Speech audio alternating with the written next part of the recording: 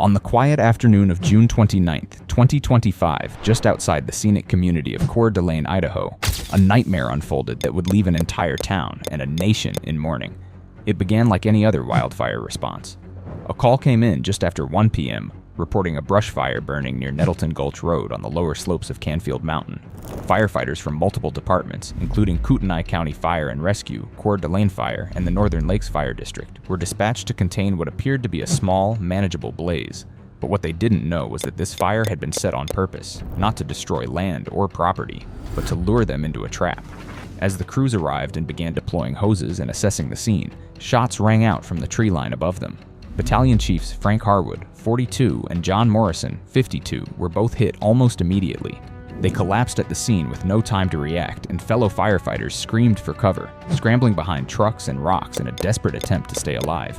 Another firefighter, David Tisdall, was also struck and critically wounded, but miraculously survived long enough to be pulled to safety by his crewmates and rushed to the hospital. The shooter was later identified as 20-year-old Wes Val Rowley, a man with no criminal record but a troubling recent history of isolation, erratic behavior, and deepening mental instability. Rowley had previously worked in tree service and used that skill to climb and position himself in a high vantage point above the scene, giving him a clear line of fire on the unsuspecting crews below. He had set the fire using a flint striker, waited until emergency vehicles responded, and then opened fire in a cold-blooded act of calculated violence. As law enforcement responded in waves, state troopers, sheriff's deputies, federal agents, SWAT, and even aerial support, residents nearby were ordered to shelter in place. Roads were closed, helicopters hovered over the hillside, and the peaceful town of Coeur d'Alene suddenly felt like a war zone. After a nearly 5-hour manhunt that swept through the wooded mountain terrain, Rowley was found dead from an apparent self-inflicted gunshot wound near the original scene of the fire. His rifle was recovered nearby. In the hours and days that followed, investigators began digging through Rowley's background, discovering a disturbing trail of mental decline. Reports surfaced of antisocial behavior, strange online posts, and a growing obsession with violence. But no one expected it to end like this. There had been no warning, no manifesto, no explanation, just an ambush with deadly precision. Both Harwood and Morrison were respected veterans of the fire service. Harwood, a battalion chief and former member of the Army National Guard, was known for his quiet strength and leadership on the front lines. Morrison had been with Coeur d'Alene Fire for nearly 3 decades, serving not just as a responder, but also as a mentor and friend to countless colleagues. The loss of both men sent shockwaves through the firefighting community and ignited a grief that rippled across the entire state. Candlelight vigils were held at fire stations and city halls. American flags were lowered to half-staff. A solemn procession carried their bodies along Interstate 90 as hundreds of civilians stood in silence, holding flags and saluting as the hearse passed by. Fellow firefighters draped black bands over their badges and turned on the red lights of their engines to honor the fallen.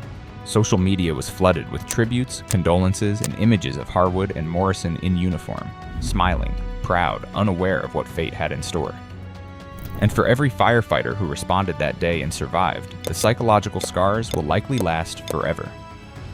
What happened on that mountainside was not a tragic accident. It was a targeted act of domestic terror against the very people who dedicate their lives to protecting others.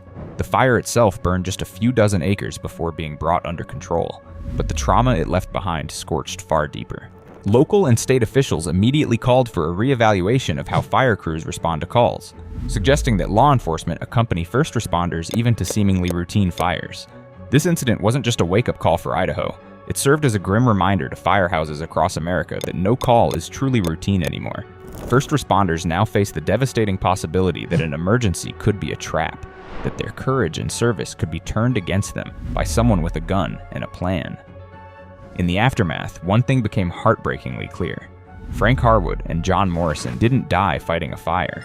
They died walking into an ambush, performing the duty they had sworn to uphold, believing they were there to help, only to be met with unthinkable violence. Their names will now be remembered not just as firefighters, but as heroes who paid the ultimate price in service to others.